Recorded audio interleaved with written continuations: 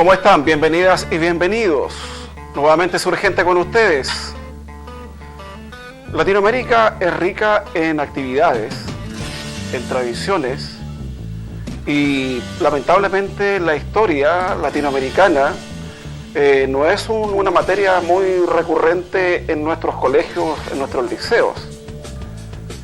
Hoy día lo que vamos a hacer es revisar la otra historia. ¿Usted ubica a José Miguel Carrera? Seguramente. Vamos a ver cuál es la otra historia de José Miguel Carrera. Bienvenidas, bienvenidos. Aquí comienza Surgente.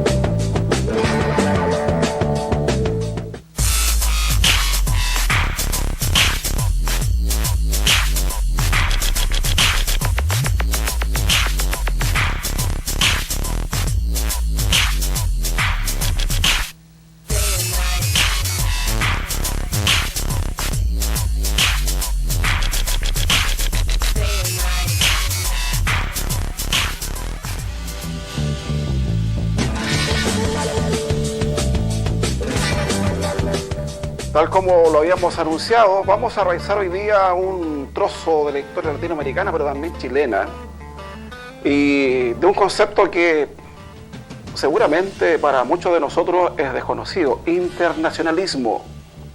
Así es que vamos a ver un video introductorio ahí para entrar en calor con el tema.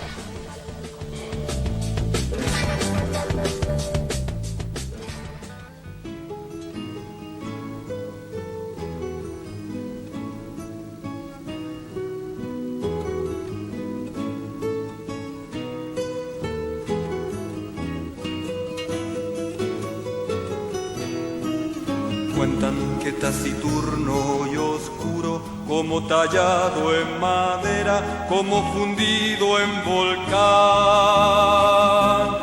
era Sandino y que de lejos a veces se confundía con la quietud del Breñal. Cuentan que se educó en la intemperie y que a las bestias del monte copió su forma de andar.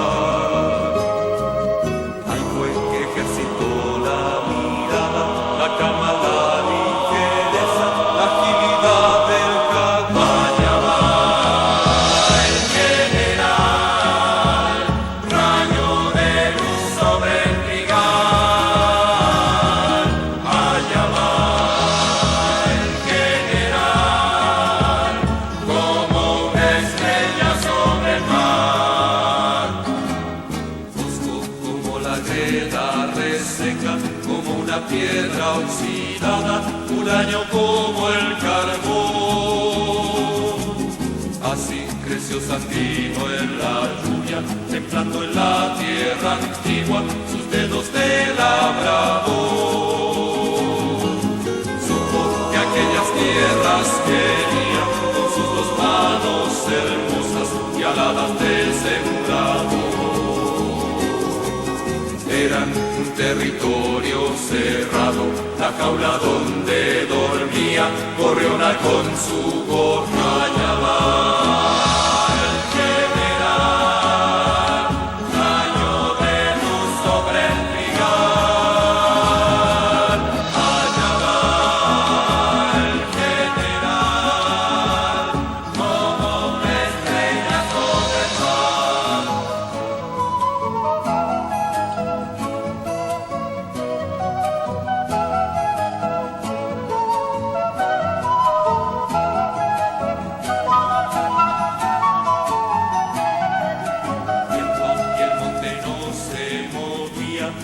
Sandino hacia el monte una mañana de abril.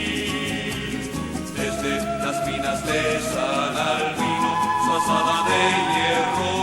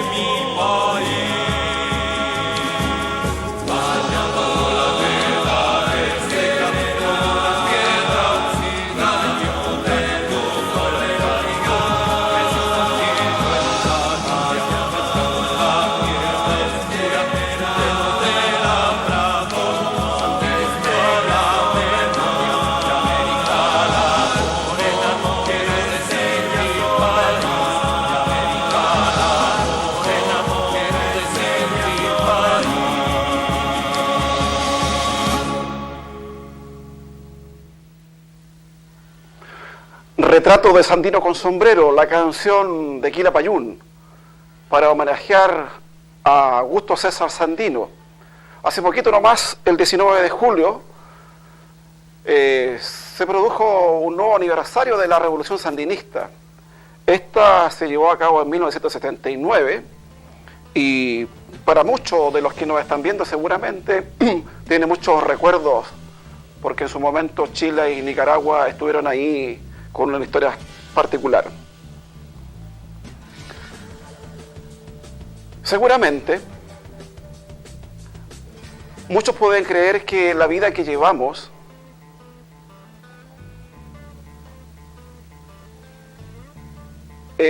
pareciera ser que siempre ha sido así.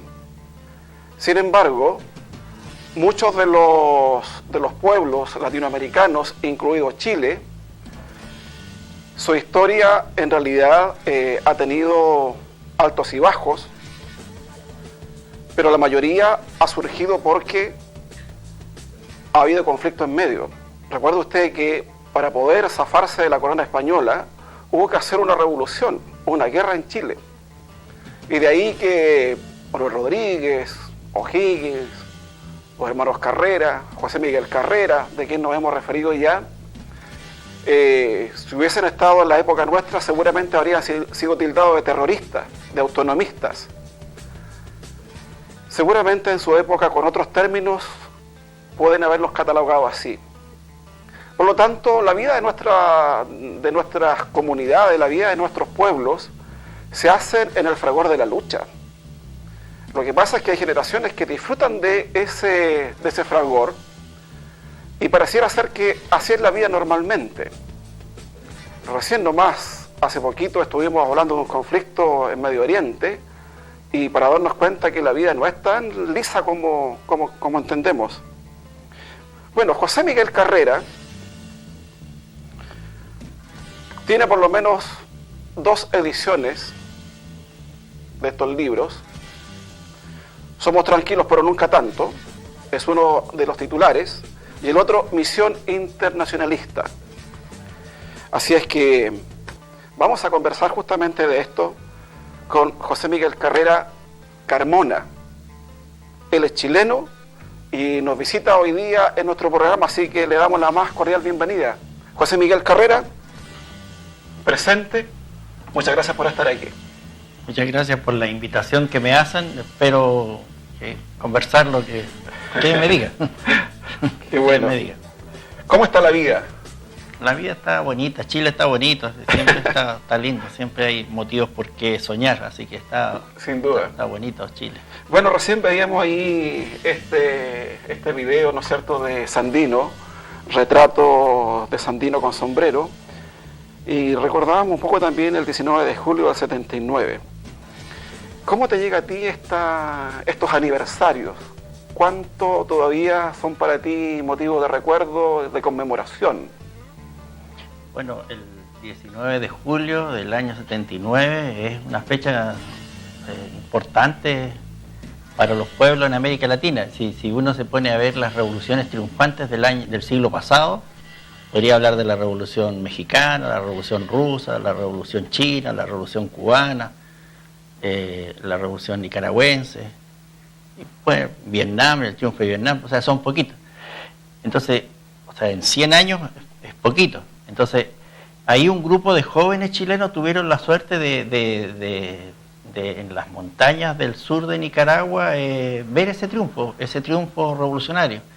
Y bueno, yo fui un privilegiado, tuve la suerte de estar ahí en ese lugar y ver cómo un pueblo triunfa, cómo un pueblo termina con una dictadura que era tan criminal como la dictadura de Pinochet, que vivíamos en ese tiempo. Claro. Ahora, ¿cuáles son las circunstancias por las cuales tú llegas justamente a poder participar de ese proceso?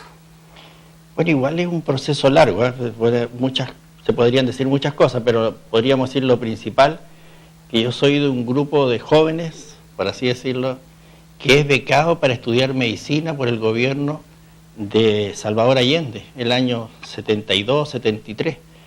Si ustedes se acuerdan, estuvo Fidel aquí, incluso estuvo aquí con los mineros en Lota.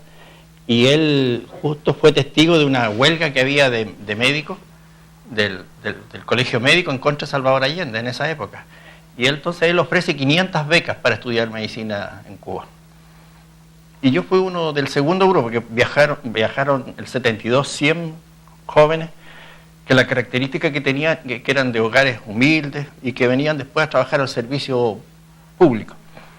Y yo viajé en el segundo grupo, yo viajé el 26 o 27 de agosto del año 73, o sea, fue el segundo grupo, porque después vino el golpe de Estado y no pudo viajar nada. Entonces yo viajé a Cuba, becado, a estudiar medicina con un permiso notarial, porque era menor de edad.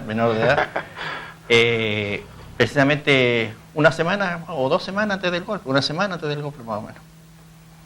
Y éramos todos, muchos éramos estudiantes de izquierda, del liceo, algunos dirigentes estudiantiles y otros que querían estudiar medicina. Y ese era el sueño de mi madre, que estudiara medicina, que no lo cumplía.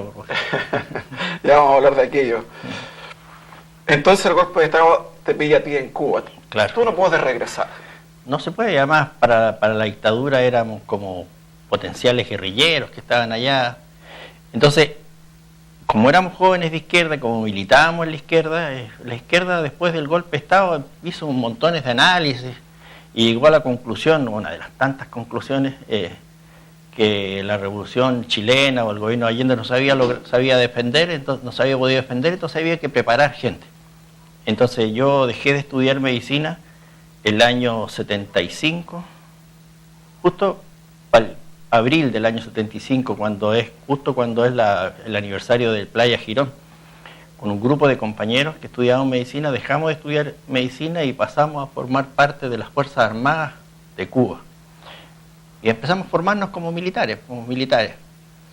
Esa formación como militares, que transcurrió 75, la revolución nicaragüense, cuando fuimos a Nicaragua fue un par de meses antes del año 79, que es cuando triunfó en julio.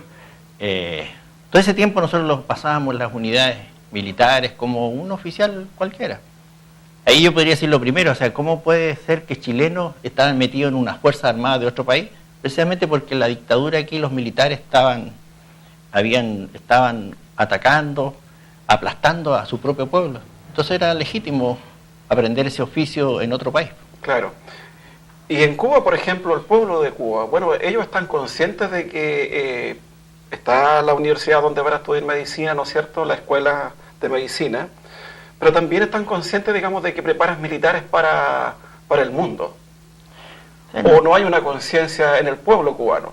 Bueno, pero sí, la preparación nuestra se puede decir que era un secreto colectivo del pueblo cubano, un secreto colectivo, porque el pueblo cubano es un pueblo internacionalista por esencia, un pueblo que ha estado en muchos países ayudando y colaborando con muchas revoluciones, así que es absolutamente normal que hubieran chilenos que se prepararan, pero era algo inédito, sí, que la revolución cubana, agredida por Estados Unidos, permitiera que extranjeros, como nosotros, extranjeros, entráramos a formar parte de las Fuerzas Armadas, igual que cualquier cubano, porque nosotros nos formamos, nos graduamos, pasamos nuestros exámenes, ganamos nuestros grados.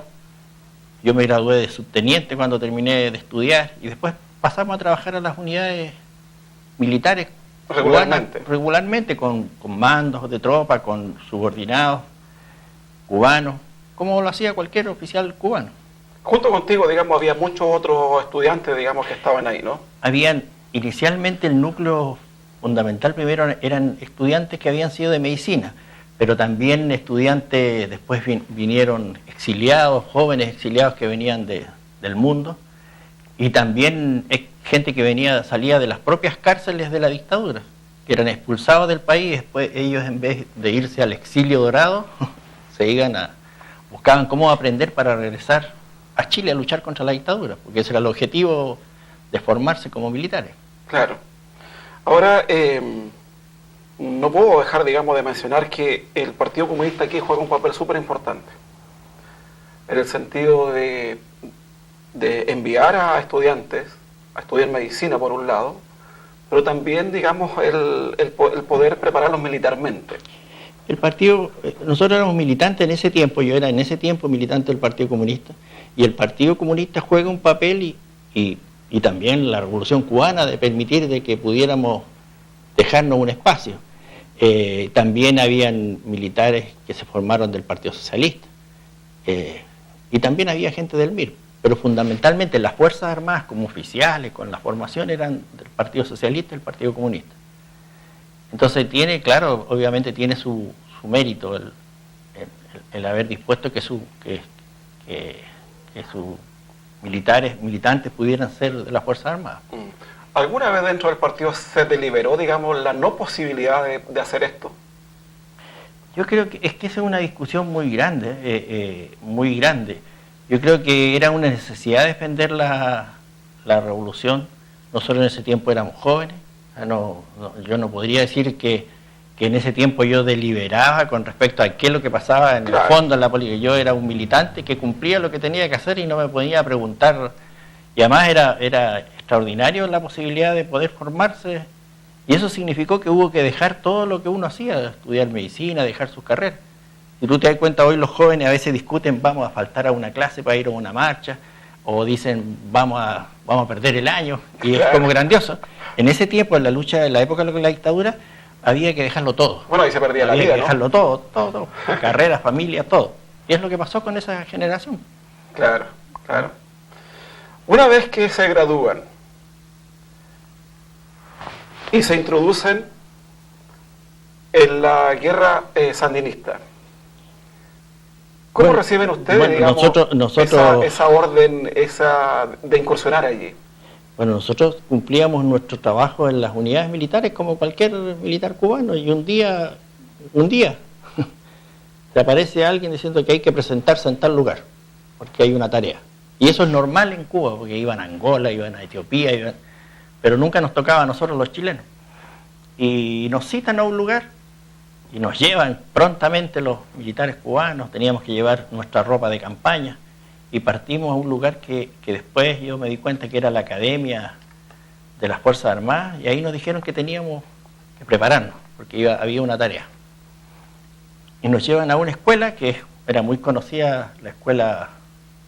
una escuela guerrillera que era Punto Cero, que le llaman, que los diarios de la Tercera y Segundo, cada vez que metían preso a un revolucionario chileno, decían que se había preparado en Punto Cero. Entonces, como nuestra formación era formación para la guerra regular, nosotros no teníamos formación para ese tipo de guerra, que era la guerrilla. Y nos meten en esa escuela con órdenes bien precisas, o sea, teníamos que prepararnos en artillería, en todo lo que tuviera que ver especialidad en artillero. Yo no era artillero, yo era un militar de tropas generales, habían compañeros que eran artilleros, pero ahí nos dicen, tiene que haber preparación urgente porque van a hacer algo. Y nosotros no teníamos idea de qué cosa era.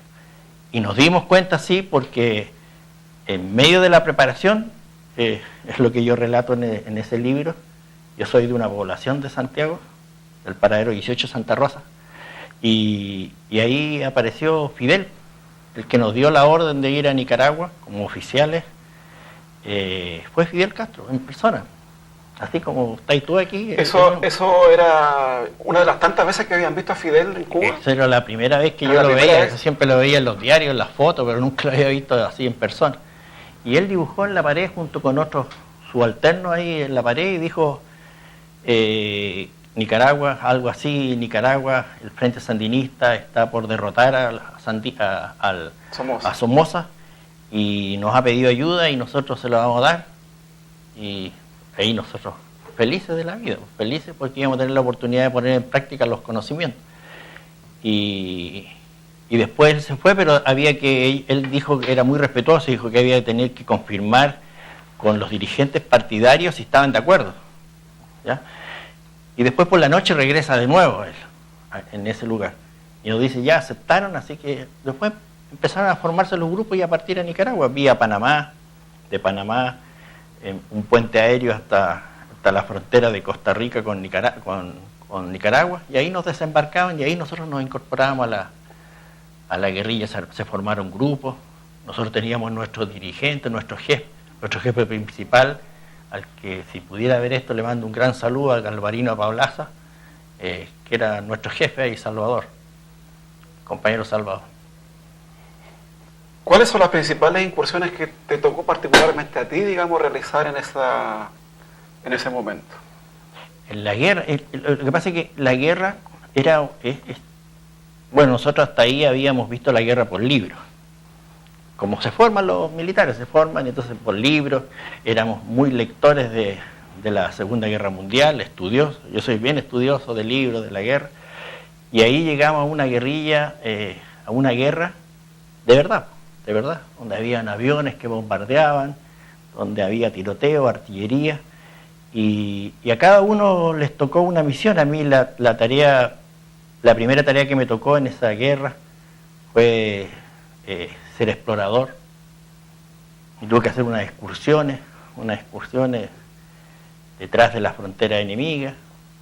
Después estuve a cargo de una escuela, porque ahí se formaba mucha gente, y llegaban muchos jóvenes de todo, era muy solidaria, era muy grande, había gente de todos los países. Entonces se hizo una escuela cerca del borde delantero, se hizo una escuela y yo estuve a cargo de esa escuela, darle unas nociones básicas a los guerrilleros para que estuvieran en los frentes de guerra. Junto con nosotros, y es importante destacar, fueron 10 mujeres, 10 chilenas, 10 jóvenes chilenas, 10 doctoras, que estuvieron en la guerrilla y que hoy son médicas del servicio público, y que fueron guerrilleras y que son muy respetadas y muy queridas en Nicaragua, porque ellos lograron ordenar la evacuación de los heridos en la guerrilla, porque eso se transformó, dejó de ser como una guerrilla, se transformó como una guerra de tipo regular. Y esas fuerzas de las que nosotros fuimos parte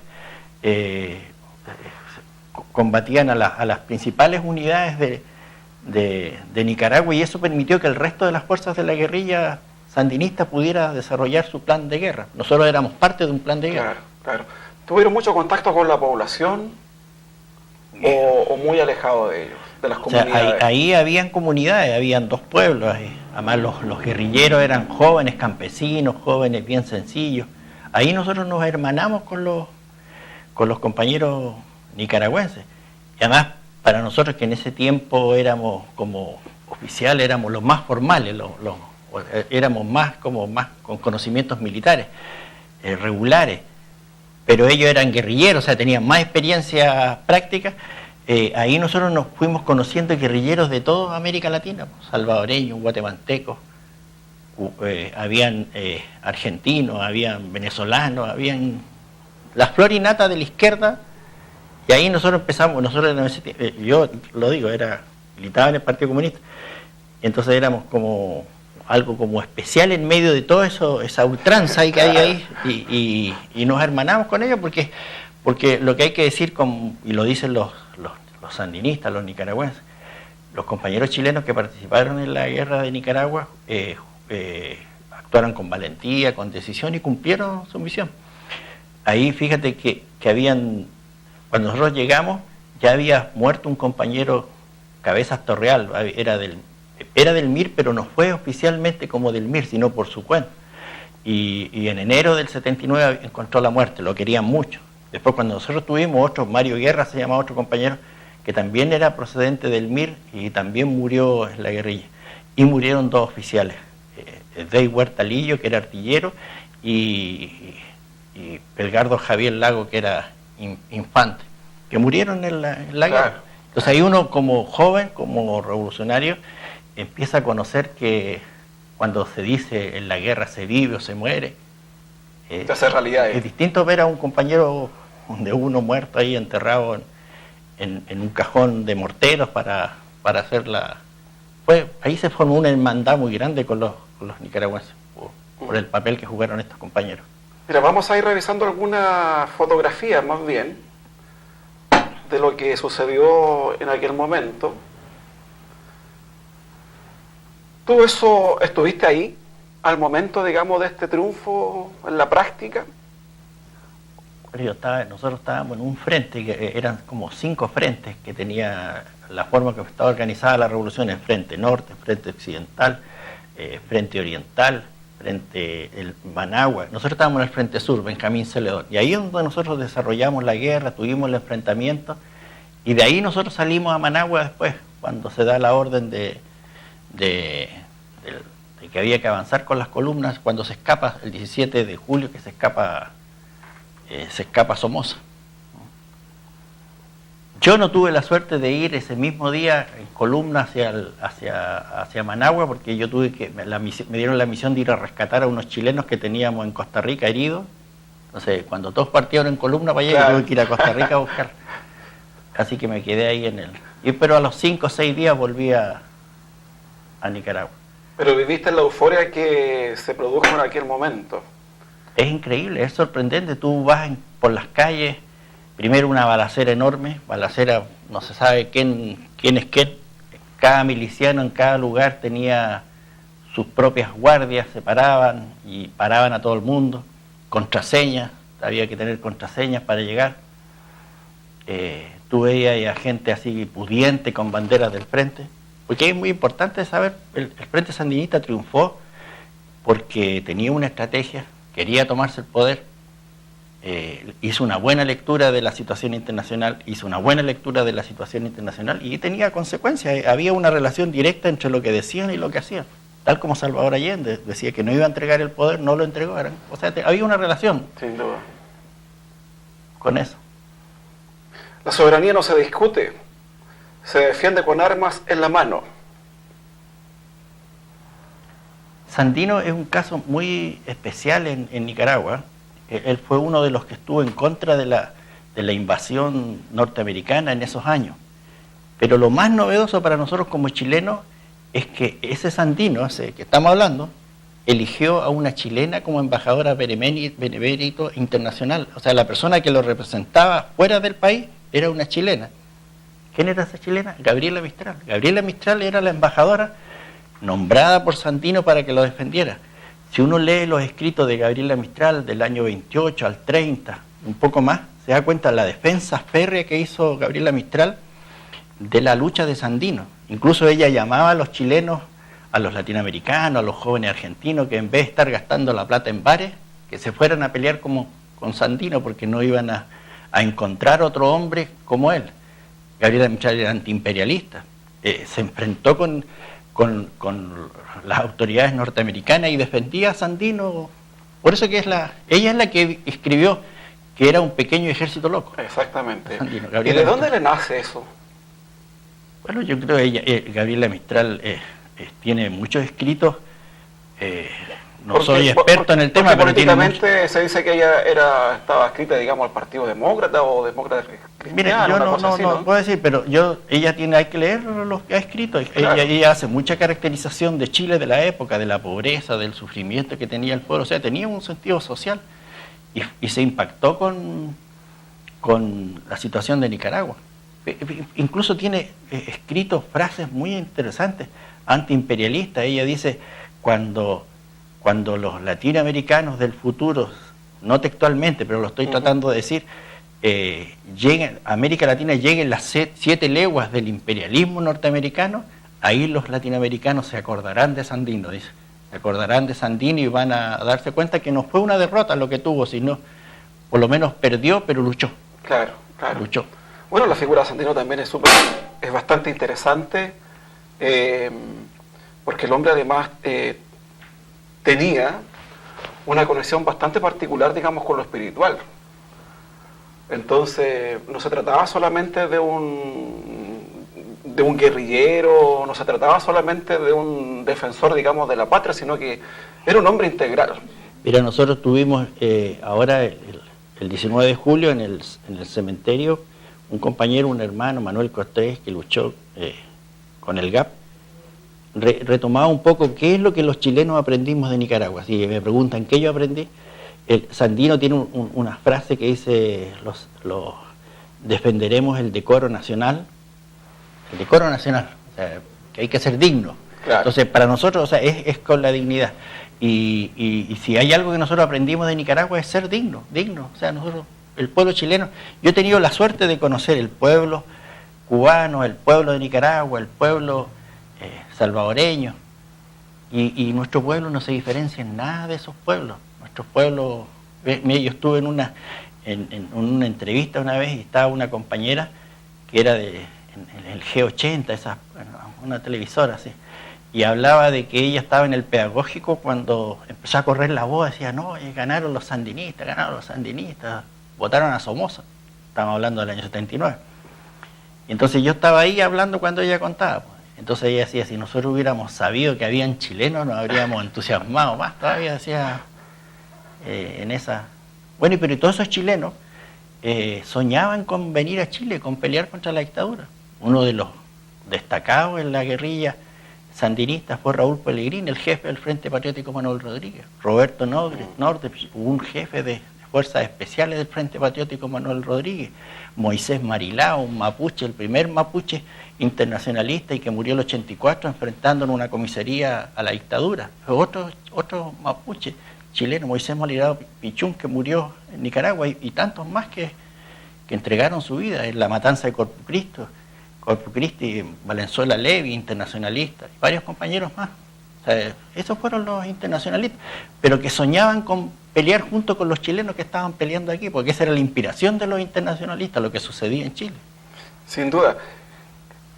Explícanos un poquito el término de internacionalista. ¿De dónde surge y a qué se refiere específicamente? Mira, yo no sé si te lo puedo decir textualmente, pero Chile es un país que tiene tradición de apoyo a otros procesos revolucionarios.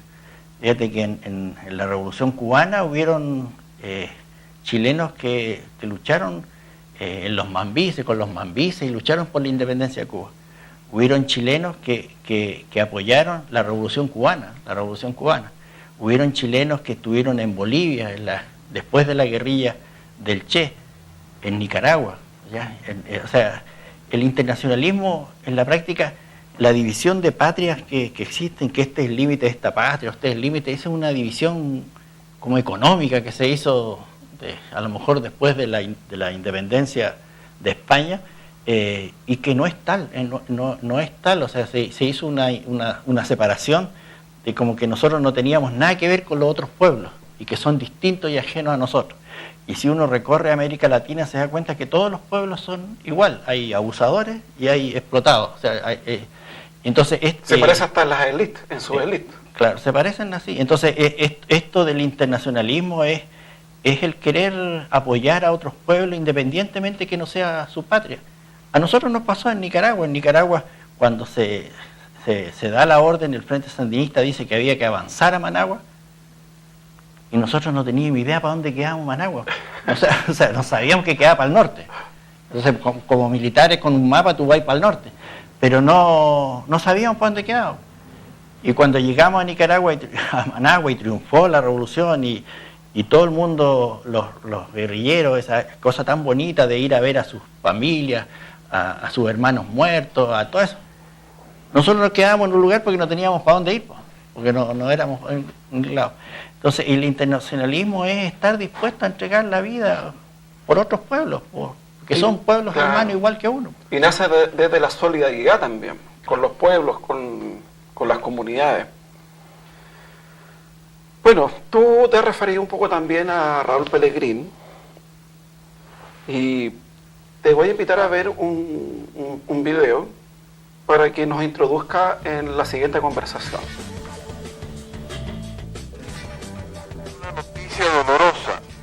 El comandante Martín Gaspar García Laviana, el cura sandinista, cayó en combate hace unas pocas horas. Sin embargo, no es el momento de llorarlo. Hoy más que nunca tenemos que seguir el ejemplo heroico de nuestros mártires. Subió la luna a lo alto, de un salto pasó y pasó. Las manos de aquella gente se unieron con otra voz. Pasaron por la montaña, gritó allí el libertador. Y el grito de su garganta bañaba con luz de sol. La sangre corría fuerte, un pueblo se levantó. Corrió la gente al combate, la luna pasó y pasó. La gente siembra castigo para el tirano, el traidor. América tan dolida se queja de su dolor. Nicaragua, Nicaragua, tu luna, tu sol, tu voz. Las llevo aquí en la garganta, primavera brilló el clamor. Cuando andábamos en la costa del lago, que veníamos con el comandante Pichardo, que venía Bernardo. Eso fue el 11 de enero del 79. Estábamos haciendo un operativo de propaganda armada y distracción de fuerza, mientras otro grupo recuperaba los cuerpos de Gaspar García, de Santiago y de Tonino. En la otra foto estamos en Sábalo, con Baltasar disparando con una 50, que era la base que estábamos en la guardarraya con la frontera entre Costa Rica y Nicaragua. Y en la otra estamos en base 10, en la frontera entre Costa Rica y Nicaragua, pero ya para acá, para el sector de Peñas Blancas. La tumba del guerrillero, ¿dónde está? Su madre está preguntando, nadie le responderá. La tumba del guerrillero, ¿dónde está? El pueblo está preguntando, algún día lo sabrá. La tumba del guerrillero, ¿dónde está? Su madre está preguntando, nadie le responderá. La tumba del guerrillero, ¿dónde está? El pueblo está preguntando, algún día lo sabrá.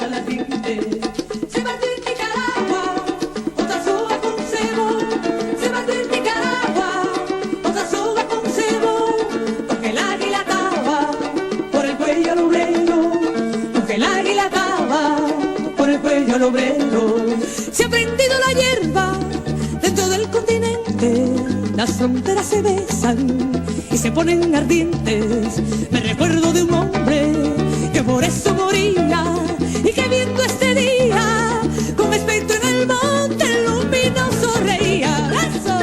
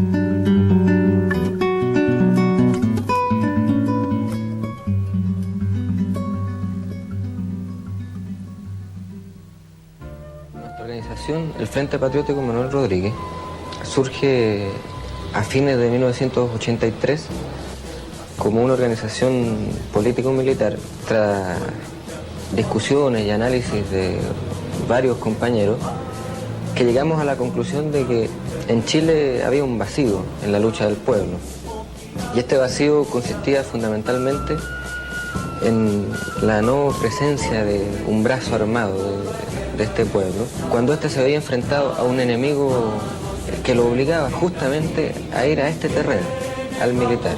El Frente Patriótico tiene esa vinculación orgánica, pero también ha logrado una gran ascendencia sobre las masas en función del prestigio que ha ido ganando ante ellas, en función del cariño con que son acogidos nuestros combatientes. Nos parece que ha jugado un papel importantísimo, siendo en la defensa, ¿no es cierto?, del pobre, en la defensa de los perseguidos. Ha dado una posibilidad de expresión cuando no ha existido otra posibilidad. Y en ese sentido no solo estamos igual que el conjunto del país, los chilenos, profundamente agradecidos, y en particular los cristianos están al frente, se sienten plenamente identificados con esta actitud que ha tenido la Iglesia. Hoy día diría paradojalmente que también en cierta medida me siento libre. Es una combinación tan extraña. Me siento plenamente libre en condiciones de tanta opresión. Puede ser que porque lo que hago es lo que mi conciencia me indica que debo hacer. Vivo en un país libre, cual solamente puede ser libre en esta tierra, en este instante. Y soy feliz porque soy gigante. Amo una mujer clara que amo y me ama sin pedir nada o casi nada, que no es lo mismo pero es igual. Y si esto fuera poco, tengo mis cantos que poco a poco muelo y rehago habitando el tiempo, como le cuadra a un hombre despierto.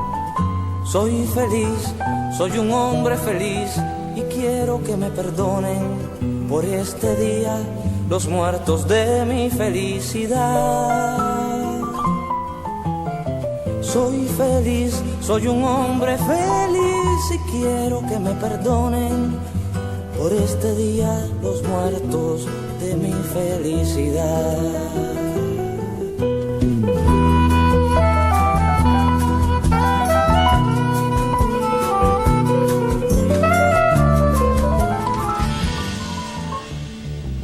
José Miguel, ¿qué reflexión te surge al ver estas imágenes? Bueno, este es un Benjamín, Raúl Pellegrín, fue un jefe en Nicaragua y le tocó estar en una columna guerrillera, en un sector de la guerrilla, y que fue uno de los lugares donde él le tocó, porque una guerra uno se imagina a lo mejor que en todos lados están cayendo bombas, ¿no? Hay lugares que uno puede estar fumándose un cigarrito y en el otro lado está la escoba. Bueno, a Raúl Pellegrín el lugar donde le tocó es donde estaba la escoba, ¿ya? Y ahí tuvo una participación muy grande. Raúl Pellegrín en Nicaragua es muy respetado porque fue un buen jefe. Hay una hermandad muy grande entre los nicaragüenses, o los chilenos y los salvadoreños, porque precisamente en esa guerrilla ahí habían de todos los países, y sobre todo el país que más cerca estaba peleando, que era El Salvador.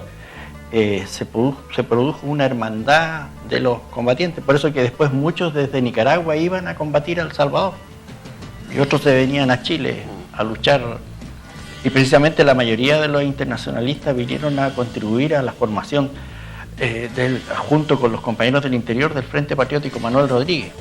Pero en honor a la verdad también hay que decir que los 4 primeros chilenos que llegaron a la guerrilla en Nicaragua como artilleros fueron 4 compañeros socialistas que eran del 24 Congreso. Del 24 Congreso. Voy a decir la verdad como claro. Ellos fueron los que estuvieron los primeros artilleros que tuvieron, y después fuimos llegando todos los demás que estamos. Después de esta gran participación en la guerrilla que se produce en la hermandad con los nicaragüenses, hay como 2, 3 o 4 generaciones de jóvenes chilenos, oficiales, militares, que les tocó, yo puedo decir, la etapa más difícil, que el enfrentamiento tan grande contra la contrarrevolución que financiaba el gobierno de Estados Unidos, que siempre financia contrarrevoluciones. Y ahí varios chilenos más, compañeros, cayeron en esa lucha defendiendo la revolución sandinista. Este primer grupo era conquistar, participar y ayudar en la conquista de la revolución, pero esos hermanos tuvieron 83, 84, 85, 86, o sea, una gran cantidad de años luchando por la defensa de la revolución. Y eso es muy reconocido. Fíjate que si tú llegas a la frontera de Costa Rica con Nicaragua, en el lugar que está la aduana, en medio de la aduana hay un monolito de homenaje a los internacionalistas chilenos. Entonces todos los pasajeros que pasan, ven ahí en medio un monolito, son muy respetados. Y en Matagalpa, los compañeros que lucharon contra la contra, hay otro monolito donde están los internacionalistas, son muy respetados los internacionalistas chilenos en Nicaragua, y porque fueron consecuentes con su dicho. Sin duda. ¿Quién era Raúl Pelegrín? Bueno, Raúl Pelegrín era un muchacho que sus padres, ejemplares revolucionarios, eran arquitectos, y cuando triunfa la Revolución Cubana, ellos eran miembros del Partido Comunista. Ellos se van a solidarizar con los primeros días de la Revolución Cubana y ayudan en los inicios de la Revolución Cubana como profesionales. Después, cuando está la Unidad Popular, ellos se desarrollan aquí y se van al exilio, y de ahí Raúl Pelegrín de Alemania se va a Cuba, que ahí es donde yo tengo la oportunidad de conocerlo, porque yo ya estaba en las unidades militares y ellos llegaron ahí a formarse, y se formó como cadete, o sea, tuvo que estar 4 años formándose como militar. Y un curso de carrera él ahí. Un curso de carrera. Y él era de la especialidad de política, de tropas generales en política. Y en Nicaragua tuvo un papel destacado, era un compañero muy ordenado, muy serio, muy meticuloso, un gran compañero. ¿Y la resistencia chilena, por ejemplo, ahí ya con la creación del frente, cuál es el papel que le toca jugar ahí? Bueno, después el partido comunista decide quiénes son los compañeros que venían al interior, y él fue uno de los primeros compañeros que ingresó a Chile, y fue designado como jefe del Frente Patriótico Manuel Rodríguez, un encargado del Frente Patriótico Manuel Rodríguez, y creó, o sea, tuvo una vinculación muy cercana con los compañeros que estaban en el interior, que eran los protagonistas de la lucha en esos momentos, y fue armando la organización, y él jugó un papel muy destacado en esa etapa de la lucha, que es por eso el respeto que se tiene con él. Y es muy querido como guerrillero. ¿Y de las mujeres? ¿Quién descolla, digamos, en todo este proceso? Mira, es muy difícil, la pregunta es muy interesante, porque el Frente Patriótico Manuel Rodríguez, que es donde se incorporan los internacionalistas, es muy difícil decir quién era más y quién era menos, porque esa es una organización popular, donde era tan importante el ayudista, el combatiente, el que trasladaba las cosas, todos eran importantes. O sea, en la historia del Frente no va a ser muy difícil escribirla, porque todos tienen derecho a escribirla, porque todos fueron partícipes de ello. Entonces, hubieron jefas importantes como la compañera Tamara, que murió en Los Queñes, pero también hay muchas ayudistas que trasladaban, habían torreras que apagaban que eran torreras de Rancagua, de esa zona, que casi no son conocidas, pero son combatientes. O sea, el Frente era una organización popular, entonces todos eran importantes, todas esas actividades. Sí, fíjate que aquí se luchaba contra una dictadura criminal que violaba mujeres, abusaba mujeres, entonces por eso aquí hay mucha hipocresía cuando se habla de la lucha armada, usaban la lucha armada. Claro. ¿Cómo se criminaliza, digamos? Sí, fíjate que aquí habían militares de las Fuerzas Armadas que violaban mujeres, que metían ratones por el útero a las compañeras, que abusaban, asesinaban niños. ¿Qué es lo que hace un chileno digno? Siguiendo el ejemplo de Manuel Rodríguez. Bueno, tiene que enfrentarlo, y eso es lo que hicieron los jóvenes de esa época, tomaron las armas para luchar. Entonces, mucha hipocresía de la democracia cristiana, que también fueron parte golpista, decir usaron las armas. Nosotros estamos orgullosos de haber usado las armas contra la dictadura, porque ellos abusaban de nuestro pueblo. Entonces, hay mujeres muy destacadas, entre ellas, como te digo, Tamara y tantas otras compañeras. ¿Qué faltó por hacer en el periodo chileno particularmente? Está bien difícil la pregunta, si yo supiera eso. No, mira, yo te puedo decir lo que pasó en Nicaragua. Yo te puedo decir que en Nicaragua el Frente Sandinista triunfó porque tenía una estrategia única. Quería tomarse el poder. Le hizo una buena lectura de lo que pasaba en el mundo. Y yo no tengo claro, para dar el beneficio de la duda, si aquí se quería eso. Si aquí solamente a lo mejor se quería sacar a Pinochet, pero no cambiar la situación, y eso fue que fue la salida. Y la salida fue tan negociada que al final los compañeros que cayeron son reconocidos como víctimas, los que siguieron luchando como terroristas. Y eso fue producto de una negociación que es parte de lo que yo pienso, en mi opinión, una gran traición de algunos partidos de izquierda que no reivindican a los compañeros como combatientes. Ellos murieron como combatientes, no como víctimas de la dictadura. Entonces, lo que nosotros hicimos fue una generación que luchó. O sea, yo soy una parte de un montón de compañeros, de montones de organizaciones. Nosotros pudimos hacer eso porque éramos parte del frente. Pero las nuevas generaciones tienen que hacer las lecturas, tienen que hacer las nuevas lecturas. Ellos son los que la llevan ahora y ellos tienen que decir cómo se viene la mano. Porque yo a veces converso con muchos jóvenes y claro, nosotros como jóvenes llegamos a tener organización, armamento, decisión, porque tuvimos que a veces hasta dejar nuestros propios partidos para seguir peleando. Teníamos decisión, teníamos voluntad, pero a lo mejor eso no es o sea, falta que el pueblo crea también en el proceso. Entonces, no basta todo eso. Claro. Sino también el pueblo tiene que ser el protagonista, tiene que ser el que quiere el proceso.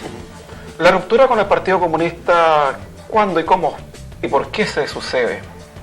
Bueno, repito, yo soy parte de ese proceso, en el sentido de que nosotros veíamos que habían, yo seguí en el Frente Patriótico, Manuel Rodríguez en esa época, y nosotros pensábamos que se podía seguir peleando, que se podía seguir luchando contra la dictadura, que se podían alcanzar nuevas cosas. Y eso es lo que nos motivó, por lo menos a los jefes que teníamos nosotros, a Raúl Pellegrín, a Pablaza. Eso es lo que a nosotros nos motivó seguirlo. Y eso es lo que nosotros defendemos. Claro, finalmente a nosotros tampoco nos fue muy bien, pero eso es lo que nos animaba. Creíamos que habían espacios para seguir luchando y eso es lo que nosotros seguimos. Pero esa historia tiene muchas opiniones, muchas justas, porque hay compañeros que dieron su vida consecuente por esta lucha. Raúl Pellegrín. Mira, yo personalmente tengo 3 héroes. Para mí hay 3 héroes en esta lucha, en este proceso. Salvador Allende, que fue consecuente porque los chilenos, o sea, dio su palabra que no iba a entregar el gobierno y no lo entregó. O sea, Miguel Enrique dijo de sus primeras consignas, el MIR no se asila, y él no se asiló y cumplió y murió por eso. Y Raúl Pellegrín, que en las etapas, las postrimerías de la dictadura, él dijo que el plebiscito iba a resultar un engaño, entonces con sus compañeros salió a hacerle frente a eso y encontró la muerte, o sea, cumplió con su palabra. Entonces, es evidente que hubo esa separación con el Partido Comunista, y nosotros seguimos un camino que también costó, igual como le costó al Partido Comunista, porque todos éramos del Partido Comunista. Claro. En ese tiempo. Y después ya en lo que se vino a denominar la democracia, esto la disociación, digamos, en el frente mismo, con el movimiento patriótico. ¿Qué lectura se hace de eso ahí? Lo que pasa es que yo no conozco mucho en detalle, ¿sí? Pero sí muchos compañeros que eran del movimiento en el tiempo que se produce la separación con el partido, siguieron en el Partido Comunista en esa época. Y hoy, después de mucho tiempo, hicieron una lectura y no están vinculados al Partido Comunista, pero yo creo que ese no es el problema de fondo. El problema de fondo es cómo tarde o temprano volvemos a arrumbar el camino por la unidad. Todos los que vivimos esa etapa, los compañeros que vivimos la guerra de Nicaragua, los compañeros que vivimos la clandestinidad y la lucha con la dictadura, se dan cuenta que sin la unidad del pueblo, sin la unidad, no hay avance, no hay no hay avance. Y eso tarde o temprano tiene que cambiar, Lo que pasa es que aquí hubo una lectura, la historia se cuenta de una parte nomás, y no se cuenta esto que estamos haciendo aquí. Y una vez en una universidad, unos compañeros que eran escandinavos preguntaban si esto que estamos haciendo aquí, por ejemplo, se hacía en todos lados, en Chile. No, pues si esta no es la historia oficial. Entonces lo que nosotros hemos, en mi caso, he venido escribiendo sobre esas cosas, pero como testimonio, o sea, que la juventud saque sus conclusiones. Claro. Esto es lo que nosotros vivimos, ustedes vean cómo lo hacen. ¿Y tú cómo ves a la juventud hoy día? En los procesos que se vienen sucediendo con esta nueva camada, digamos, de jóvenes y que se han armado su movimiento, etcétera, etcétera, principalmente los estudiantes. Bueno, yo veo muy bien cómo se han ido desarrollando la lucha que empezaron a dar el 2006, la lucha que empezaron a dar el 2005. Yo siempre digo, terminada la dictadura, nosotros luchábamos para sacar a los presos políticos que quedaban y juntábamos en la Alameda, en la Plaza Italia, juntábamos 50 personas y hasta había más pacos que manifestantes. Y después, impresionantes las manifestaciones de los estudiantes. O sea, gracias a eso, a la lucha de los estudiantes, al lenguaje que usaron de no al lucro, no al abuso, todas esas cosas, es que ahora eso está en el tapete, pues gracias a esa lucha de los estudiantes. O sea, yo creo, mira, yo soy optimista, yo creo que nosotros vamos un buen camino como pueblo, porque los estudiantes en la práctica han ido aprendiendo, han ido estudiando, y saben lo que está pasando en Chile, saben que aquí hay abuso, y tarde o temprano van a tener que cambiar la Constitución, tarde o temprano van a tener que cambiar las condiciones de vida, van a tener que terminar la AFP, terminar todos esos abusos que existen. Nada más que los procesos son un poco más largos en este sentido. Son como tienen que ser, son como tienen que ser.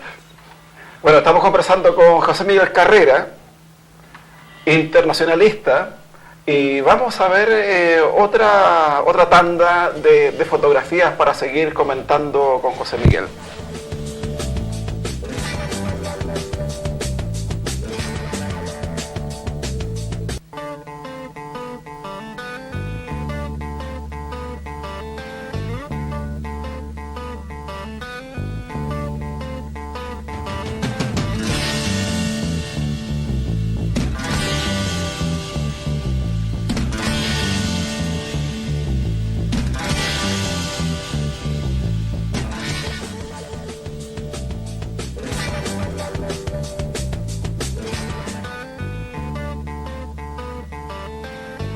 Micrófono abierto. Bueno, y hay alguna fotografía donde apareces tú, ¿no? ¿Quién fue él? Gran compañero, ahí está Pablaza con Raúl Pellegrini. Ese es el que está hablando. Es una entrevista que se hizo en Urbe. Bueno, y tus publicaciones que las mostramos también al principio. ¿Y esto de escribir, por ejemplo, te surge o viene contigo de tu formación? La verdad que ninguno de nosotros, yo creo que mis compañeros jamás, nadie se le ocurrió que iba a tener que escribir, no. Pero surgió así, de a poco surgió la necesidad de entregar estos elementos. Yo me preocupaba al escribir de no hacer juicio, sino entregar los hechos. La juventud tiene que conocer lo que se vivió, para que entienda, por ejemplo, qué es lo que está pasando ahora, por qué hay partidos de izquierda que están en la nueva mayoría, por ejemplo, y hay internacionalistas de esos partidos que están enterrados en el cementerio general. Hay un mausoleo de los combatientes internacionalistas, y ahí hay socialistas, hay comunistas, hay rodriguistas. Entonces, para entender, la juventud tiene que entender qué pasa, pues, claro. ¿Cómo sucede eso? El Partido Socialista es un partido neoliberal y tiene compañeros que entregaron su vida en El Salvador. O sea, ¿cómo es incomprensible. ¿Cómo se entiende eso? Entonces la juventud tiene que entender. Hay que estudiar un poco más las realidades, ¿no es cierto? Es lo que estamos haciendo hoy día con José Miguel Carrera, contando la otra historia, la historia que a él le tocó vivir tanto en Cuba, en Nicaragua, en Chile, como miembro de la resistencia, ¿no es cierto? Y, por supuesto, a partir de la solidaridad con los pueblos latinoamericanos. ¿Dónde quedó el sueño de ser médico? El sueño de ser médico. Ah, sí, me lo preguntaron una vez. O sea, el objetivo era ser médico, ese era el sueño de mi madre, pero no resultó, pues hubieron otros caminos, es una deuda que uno tiene con su familia. Pero tu madre estaba muy convencida de que tú estabas estudiando realmente medicina. Oye, cuando yo estaba aquí en Chile, estudiaba en el liceo, iba a la Universidad de Chile como estudiante de enseñanza media y hacía operaciones, pintaba médico. ¿No? Yeah. Pero después mi madre, una vez la logré ver como en los 80 y tantos, los 87, 88, y estaba en Argentina, y ahí ella descubrió que yo no era médico. Fue muy serio ese problema, muy terrible para ella terrible. Pero este es el camino que elegimos muchos compañeros, y por eso que yo acepto así hablar, así conversar, así de esto que estamos hablando, porque hubieron tantos jóvenes que yo soy un privilegiado, tantos jóvenes que yo conocí que querían una sociedad mejor para Chile, que querían que este país fuera más justo y murieron en el camino, pues, fueron quedando en el camino, pero quedaron en el camino luchando y entregando su vida en otros países, en El Salvador, en Cuba murieron algunos jóvenes también en la preparación, algunos, en Bulgaria algunos muchachos en la preparación, otros en la guerrilla en El Salvador, en Nicaragua, en Colombia. Entonces todos esos soñaban con un país mejor, que es la deuda pendiente y la tarea pendiente que hay de las nuevas generaciones, porque a veces los jóvenes creen que la lucha comienza cuando uno comienza a luchar. Y Chile es un país que tiene una historia muy grande, desde los hermanos mapuches que hoy son tan abusados. Eso es parte de nuestra historia y ese es el legado de nuestro pueblo. Entonces hay que transmitir estas cosas para que sirvan como herramienta para las nuevas generaciones. Entonces hay tantos muertos, tantos compañeros, que estas conversaciones que sirvan de homenaje a esos compañeros. Sin duda. ¿Qué te parece esto de vivir en un mundo multipolar? Y particularmente Latinoamérica se está hace ya algunos años presentando como un bloque casi autónomo, siempre asediado por Estados Unidos, pero tratando de buscar la unidad de lo que Simón Bolívar, digamos, tanto soñó con la patria grande. Mira, se dice a veces que nosotros vivimos como en una isla, a pesar de que no vivimos en una isla. Claro, tenemos el desierto por el norte, la Antártida, la cordillera y el mar. Es como que viviéramos en una isla. Pero si uno sale afuera, se da cuenta la gran lucha que hay en América Latina por los países del ALBA, para luchar contra la democratización de sus países, por un comercio justo. Hay tantas cosas que están pasando en América Latina y aquí somos aislados porque aquí hay poderes fácticos que tratan de mantener el país. Entonces, cuando uno logra darse cuenta de que en Chile hay un movimiento, en América Latina hay un movimiento tan grande de latinoamericanismo, así de ayudarse entre ellos, los pueblos de Nicaragua con El Salvador se ayudan con el cubano con el venezolano con el boliviano, y además han avanzado económicamente, y entonces Chile sigue siendo un lugar que los grandes empresarios abusan, entonces eso es lo que hay que cambiar, y eso es lo que pasa en América Latina.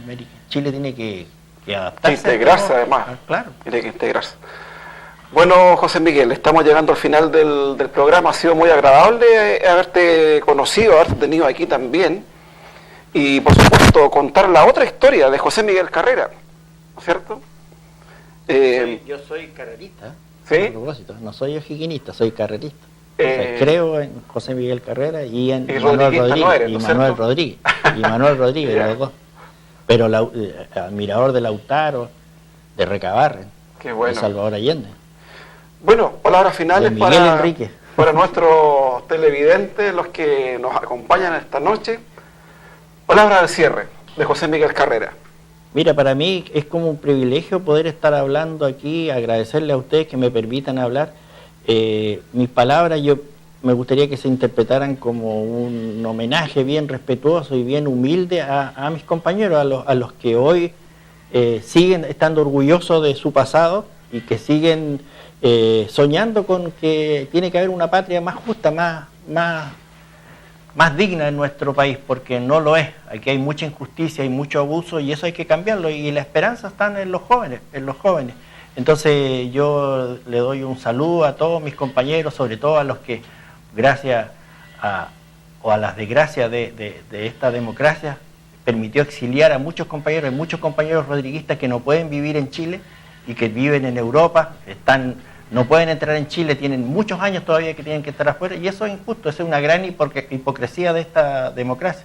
Hay compañeros que está preso en Brasil, Ramiro no puede estar en su país, en Argentina, Pablaza no puede estar en su país, y ellos entregaron toda su vida porque fuéramos un poco más libres. Entonces, a todos esos compañeros mi homenaje, mi respeto, y a los caídos el recuerdo permanente, y muchas gracias a ustedes por permitirme estar aquí. Gracias, José Miguel. Bueno, estamos llegando al final. Ya ve que la vida de las comunidades, de los pueblos, no siempre ha sido como creemos, pacífica, en paz, en esta tranquilidad que para muchos es importante. La vida justamente nace de los conflictos, y estos conflictos hay que estar ahí y lucharlos. Nuestro país, como dice José Miguel, no vive los mejores momentos. ¿Para qué decir, digamos, del futuro que tienen los adultos mayores en nuestro país? Las AFP son la burla más grande en Chile, pero sin embargo algunos se solazan con ese modelo y creen que eso es la salvación, claro, pero solamente para aquellos que tienen intereses en esto. Esperamos haberles contribuido con esta conversación con José Miguel Carrera, y por supuesto invitarles para que nos encontremos en otra oportunidad. Muchas gracias, que estén muy bien.